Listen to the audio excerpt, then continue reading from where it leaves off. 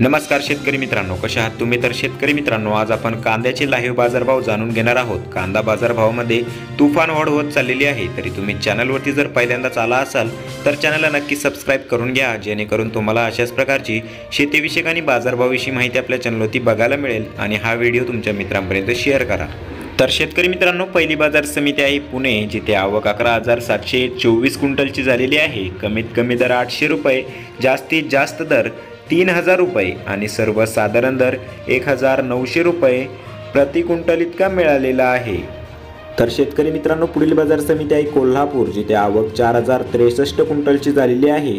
कमीत कमी दर 800 रुपये, जास्तीत जास्त दर 3,100 रुपये आणि सर्वसाधारण दर 2,000 रुपये प्रति क्विंटल इतका मिळालेला आहे।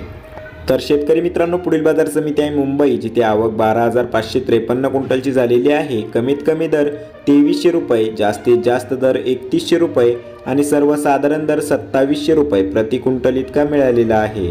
तर शेतकरी मित्रांनो, पुढील बाजार समिती आहे जुन्नर, जिथे आवक 4,354 क्विंटलची झालेली आहे। कमीत कमी दर 1,000 रुपये, जास्तीत जास्त दर 4,110 रुपये आणि सर्वसाधारण दर 2,800 रुपये प्रति क्विंटल इतका मिळालेला आहे।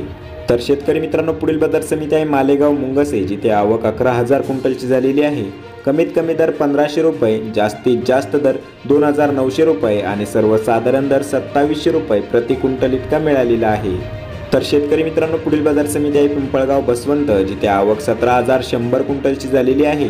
कमीत कमी दर 1,000 रुपये, जास्तीत जास्त दर 3,200 रुपये आणि सर्वसाधारण दर 2,850 रुपये प्रति क्विंटल इतका मिळालेला आहे।